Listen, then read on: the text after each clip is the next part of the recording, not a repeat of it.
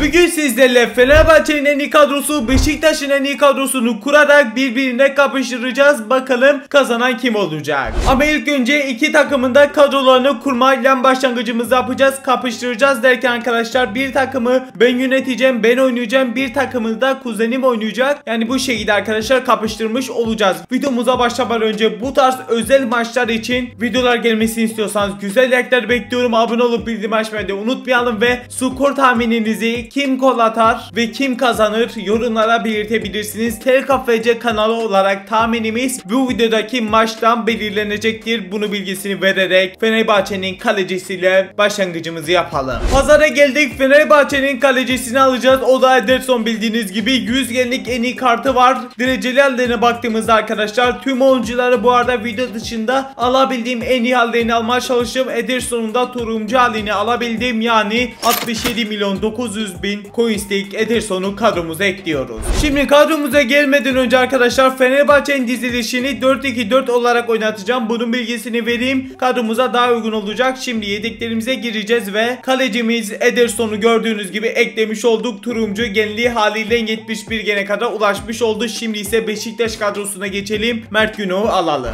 Gördüğünüz gibi arkadaşlar Mert Günok'un 97 genlik kartı var. Satın al dediğimizde dereceli hallerine baktığımızda arkadaşlar pazarda da var zaten gördüğünüz gibi. Ben video dışında da turuncu halini aldım. 87 milyon 700 bin coins'e aldık diye düşünüyoruz. 102 gen Mert Günok Beşiktaş kalecisi oluyor. Arkadaşlar bunu da belirtmek istiyorum. İki takımın da arkadaşlar kadrolarını bu şekilde kurdum. En iyi kurulabilecek Beşiktaş veya Fenerbahçe kadroları kurarak oluşturdum. Yani ne demek istiyorum? İlk 11'de başlamayan bir oyuncu da olabilir bugünkü kadromuzda. Bunun bilgisini vereyim. Sonra niye bu ilk 11'e ekledim veya niye bunu ilk 11'e eklemedim bu video için diye sorularınızı şimdiden cevaplamış olayım. Pazar kısmındayız. Fenerbahçe için bir transfer yapacağız. Gördüğünüz gibi sağ bek veya sol bek ikisini birden alacağız. Gördüğünüz gibi Nelson Semedo'nun güzel bir kartı var. Turuncu hali de pazarda yok ama biz video dışında aldığımız için 430 milyon değerinde 112 genlik Nelson Semedo'yu kadromuza ekleyeceğiz. Şimdi sol bek alalım. Fenerbahçe'nin kadrosunda da sol bek olarak Mert Müldür oynatacağım arkadaşlar. Mesela gerçek hayatta arkadaşlar Bravo oynar ya da olmadı Osterwolde oynar sol bekte ama biz bugün mesela Mert'i kullanacağız çünkü güzel kartları var. Bravo ve Osterwolde'nin mesela çok kötü kartları olduğu için Mert'i sol bekte oynatacağım bu videoda, yani onu demek istiyorum. Şimdi ise Mert'i alacağız. Dereceli hallerine baktığımızda arkadaşlar 558 milyon değerinde 113 genlik sağ bek Mert Müldür'ümüzü kadromuza ekleyelim şimdi. Yedeklerimize girerek ilk bir Semedo'muzu sağ bek kısmına ekledik. Şimdi ise Mert Müldür'ümüzü sol bek kısmına ekledik. Maalesef ikinci pozisyon olarak sol bek açık olmadığı için Mert Müldür 109'a kadar düştü. Yapacak bir şeyimiz yok. Şimdi Fenerbahçe'nin bekleri tamamlandıysa şimdi ise Beşiktaş'ın beklerini alalım. Maalesef arkadaşlar Beşiktaş'ın sağ beklerinde en yüksek genliği olarak Svensson oynatabileceğiz. Yapacak bir şeyimiz yok. Satın al dediğimizde de arkadaşlar dereceli haller alınamadığı için, gümüş olarak kimse basmadığı için buradan biz ne yapacağız?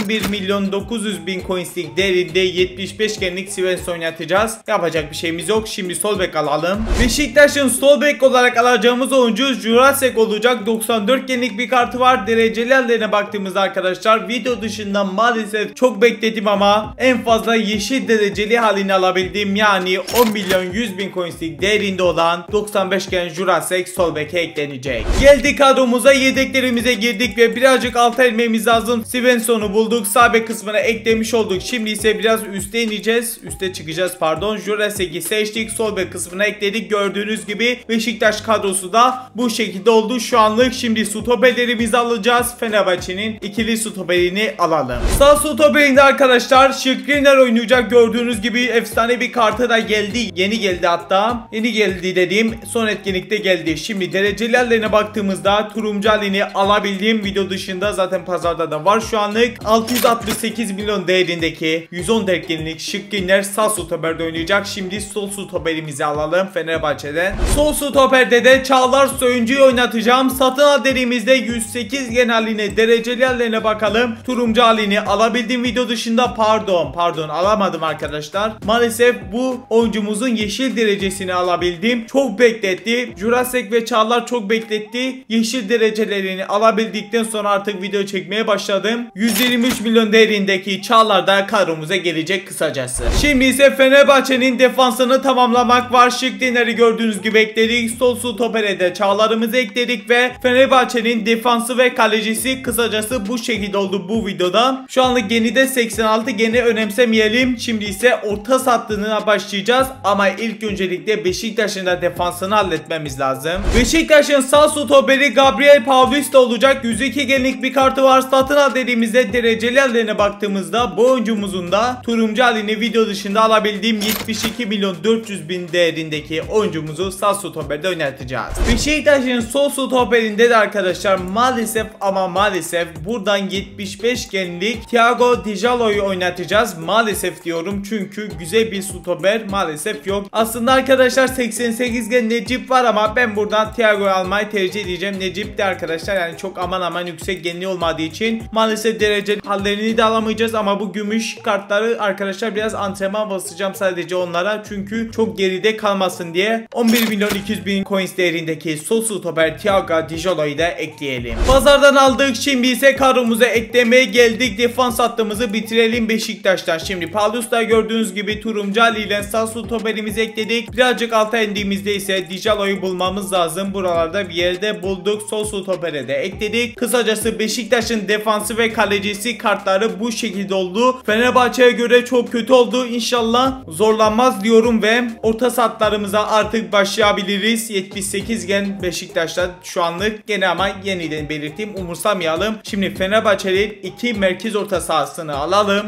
Sağ meo kısmında arkadaşlar Fred oynayacak. Gördüğünüz gibi 2 tane 103 genlik kartı var ama video dışında 103 genlik TOTS kartını aldım. Dereceli yerlerine baktığımızda şu anlık gözükmüyor ama video dışında alabildiğim 92.400.000 coins değerinde sağ meo kısmına Fred oynayacak. Sol meo kısmında da arkadaşlar gördüğünüz gibi Alvarez oynayacak. 108 genlik güzel bir kartı daha var. Dereceli yerlerine baktığımızda pazarda şu an yok ama turuncu halini almayı başardım. Video dışında 343 milyon değerinde Alvarez'i de kadromuza ekleyeceğiz. Şimdi ise pazardan aldığımıza göre kadromuza eklemeye geldik derken arkadaşlar bu arada yanlış demişim. Pazardan Fred'in gördüğünüz gibi kırmızı halini alabilmişim. Özür diliyorum yanlış bilgi verdiğim için. Şimdi ise Fred'imizi kadromuza ekledik. Sonra ise 110 genlik Alvarez'de ikinci pozisyon olarak meo açık olmadığı için gen düşük bir şekilde oynayacak. Sıkıntı yok diyerek 109 gen Alvarez olmuş oldu. Şu anlık yapacak bir şeyimiz yok. Gen biraz düştü. Orta saatlarımız bu şekilde bitti. Fenerbahçe'de şimdi Beşiktaş'ın 2 orta sahasını da alalım.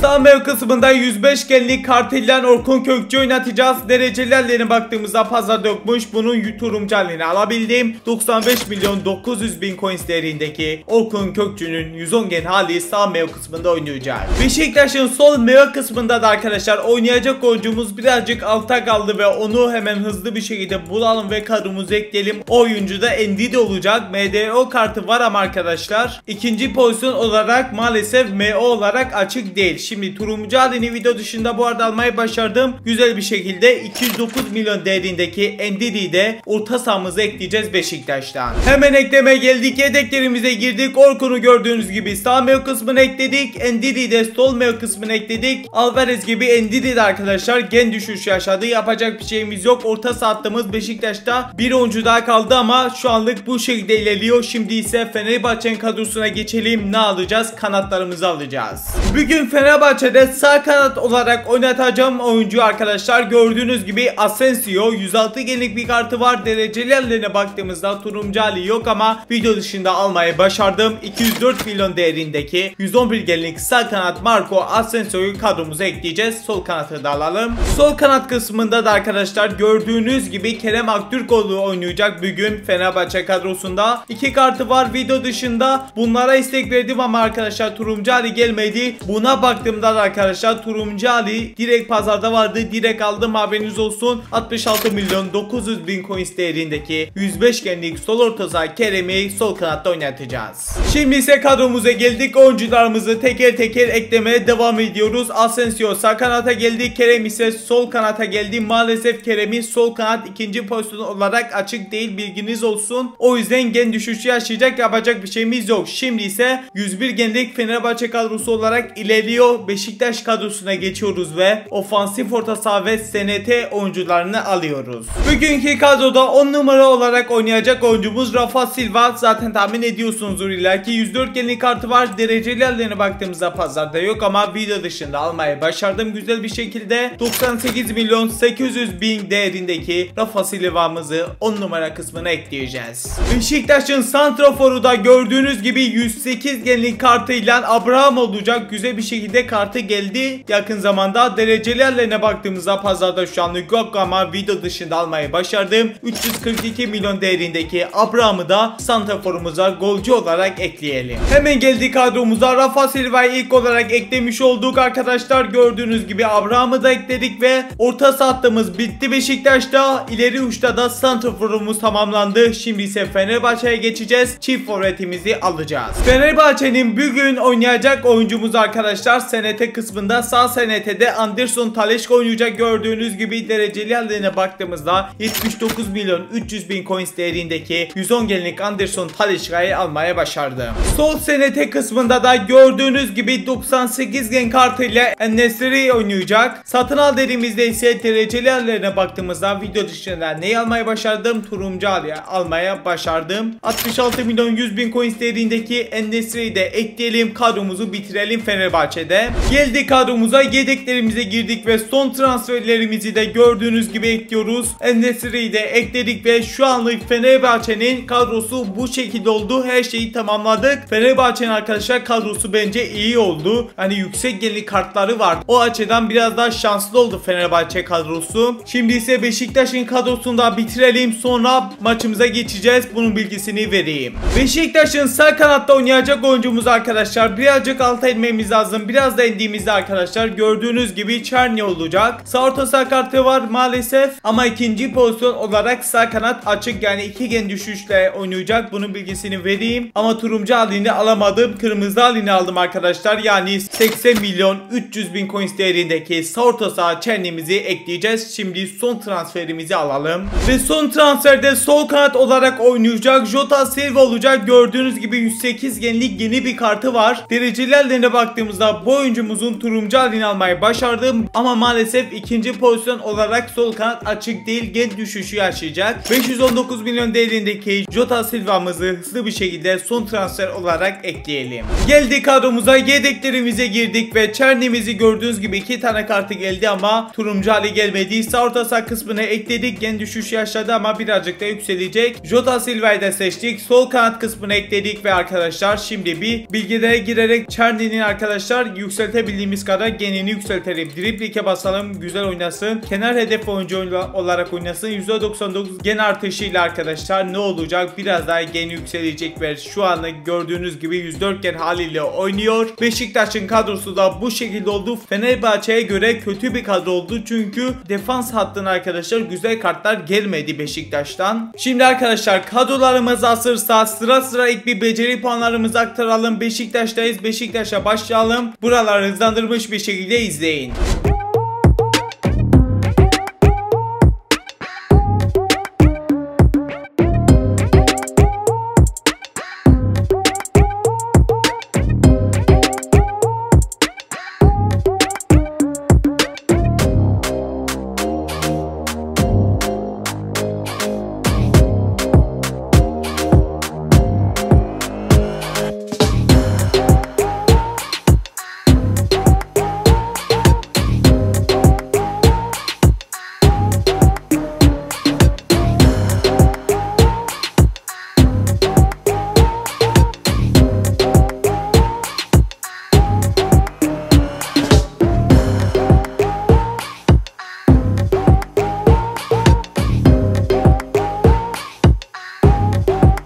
Beşiktaş'ın arkadaşlar beceri puanlarını hallettik. 2 tane de gümüş oyuncumuz olduğu için onlara da en az 15 antrenman bastım. Sadece bu arada gümüş oyunculara antrenman basacağım. Onun dışında kimse basmayacağım. Çok aşırı derecede geride kalmamaları için bastım. Beşiktaş tam olarak bitti. Fenerbahçe'nin de beceri puanlarını aktarmaya başlayalım.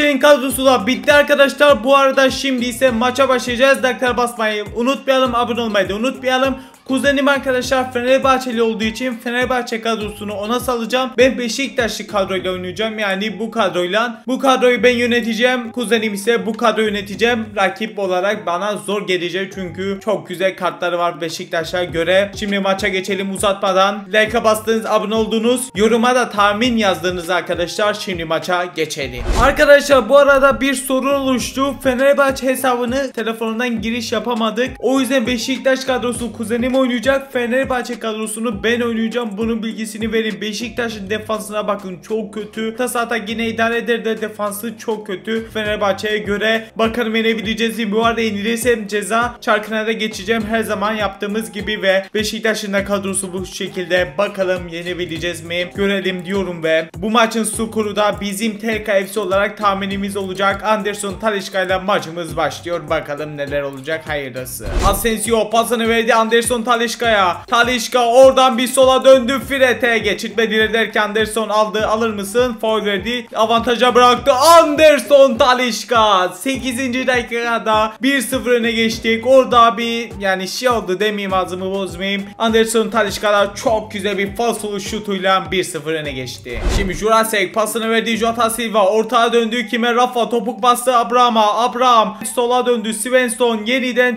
Çerni tek paslarla geliyor. Abraham çok uzaktan üstten dışarı. Niye bağırdığımı bilmiyorum. Ederson'dan başlangıcımızı yaptık. Mert Alvarez pası Kerem'e. Kerem geçti mi? Geçti, güzel. En-Nesyri yeniden Anderson geçti, geçemedi. Şimdi En-Nesyri sol boşluğu geçmedi. Paulus aldı topu. Şimdi Paulus da sağa doğru döndü Çerni ortağa döndü. Endiri Abraham'a döndü. Kayarak bir müdahale geçmedi. Sağ bomboş bıraktık. Çok kötü oldu. Jota Silva yeni kart, o yüzden tehlikeli olabilir. Jota Silva ters ayağı olduğu için yapma ya, yapma. Cümlem bitmeden gol oldu be. Jota Silva ters ayağıyla vurduğu için kötü vurdu. Ederson güzel kurtardı ama dönen top maalesef Abraham 1-1 yaptı. Derbide 1-1. Bakalım kim kazanacak. Asensio pasını Semedo Fred'e ama çok geç kaldım derken aldık yenide. Bir fake şut yapacağım. Şimdi Fred geriye döneceğiz birazcık. Nelson Semedo Asensio'ya şut imkanı almaya çalışacağım. Şimdi Asensio pasını bir kez daha Talisca döndü Nesiri'ye, düşük yeni kart vurdu, güzel vurdu aslında ama Mert Günok güzel bir şekilde aynı şekilde kurtarmış oldu. Güzel yükleniyoruz. Mert Müldür'ün ortası, orada Şekiner kafayı vurdu ve 2-1 derbide Fenerbahçe bir kez daha öne geçmeyi başarıyor ve Mert Müldür'ün asisti, Şekiner'in efsane bir kafa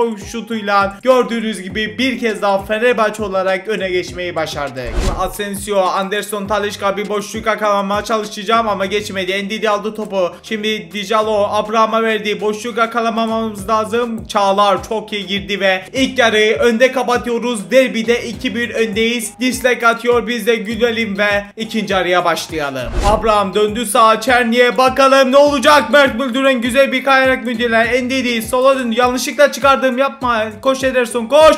Yapma, gerçekten bilerek yapmadım arkadaşlar ya. Yanlışlıkla kaleciyi çıkarabildim. Maalesef gol yedik Orkun'da. Yani o hatayı affetmedi. Durumu 2-2 yaptı derbide. Bakalım döndürebileceğiz mi? Döndürürüz rahat. Abraham aradan döndü kime? Jota Silva Şikiner müdahalesini yaptı. Şimdi golümüz geliyor. İzleyin de görün. Fred Alvarez kime? Anderson. Çok güzel bir boşluk yakaladık. Asensio süreceğim. Önümüz bomboş. Sert bir şut çektim. Yapma. Ya hayır! Arkadaşlar. Onu nasıl kaçırdım? Ne oluyor? Rakibin interneti. Kuzen de gitti. Gol de gitti. Yapmayın, onu nasıl kaçırdım? Çok büyük de tepki verdim ama maalesef kaçırdım. Yani böyle bir berabere kalamayız. Lütfen onu gol atalım bir kez daha. Semedo aldı. Rahat aldı. Kaptırdı, bir şeyler oldu. Şimdi Semedo ile geliyoruz. Asensio. Semedo'nun bir koşusu var. Asensio Anderson Talisca'yı gördü ama oraya atmak istemedim be. Gerçekten oraya atmak istemedim. Atağa geçeceğim ve acilen gol atacağım. Çerni şimdi pasını verdi. Orkun Çağlar yine güzel müdahale ama Mert kaptırdı galiba. Mert bir kez kez de aldı. Ederson'da güzel bir ayağı var. Güzel de bir pası attı ama maalesef Fred geçemedi. Endidi bir kez daha geliyor Beşiktaş. Jota Silva, yapmayın ya. Arkadaşlar hiç beklemiyordum ya. Ne oluyor ya? Gerçekten hiç beklemiyordum. 3-2 be. Yapmayın be. Yapmayın ya. Niye bu kadar kötü oynadım? Semedo geçersen güzel olur derken geçti. Berabere bitmemesi lazım. Kazanmamız lazım. Asensio. Allah atsana Asensio. Tuşa basmıyorum. Tuşa basıyorum arkadaşlar. Gerçekten olmuyor. Alvarez. Ya arkadaşlar maç yenildik be. Gerçekten yenildik. Fenerbahçe olarak ben tuttuğum için şu anda yenildik ya. Yenildik. Beşiktaş derbinin kazananı oldu. Telk FC olarak tahminimiz 3-2 Beşiktaş kazanacak yönünde. İstatistiklerimiz de bu şekilde. Şimdi ne yapacağız? Cezamızı çekeceğiz. Şimdi arkadaşlar ceza çarkımıza geldik ve bakalım hangi ceza çekeceğiz. Hiç beklemiyordum yenileceğimi. Döndür diyerek de döndürdüm. Bakalım ne geliyor arkadaşlar ve 10.000'lik fişi harca geldim. Bakalım 10.000'lik fişinden ne çıkaracağız. Şimdi beyler takaslar bölümündeyiz. 10.000'lik fişine böyle düşük genlik paketler alabiliriz ama burada 107-113 genlik paket var. Buradan 10.000'lik fişimi burada harcayacağım. Belki güzel bir şey gelir diyorum ama hiç de sanmıyorum. Tıkladık ve yola gitmeyecek gibi duruyor. Gitmedi. Kaç genlik? 108 genlik Sudakov gelmiş oldu. Yani bu şeyi de arkadaşlar Fenerbahçe Beşiktaş kadrosu kurarak kapıştırdık. Cezamızı da çektik yenildiğimiz için. Like'lara basalım. Abone olmayı unutmayalım. Daha çok bu tarz içerikler için. Sol tarafta bir video bıraktım. Çok güzel bir video izlemeyi unutmayın. Sağ tarafta da bir oynatma listesi bıraktım. Oradaki videolarda izleyebilirsiniz. Benim bu kadar. Kendinize çok çok iyi bakın. Görüşürüz. Bay bay.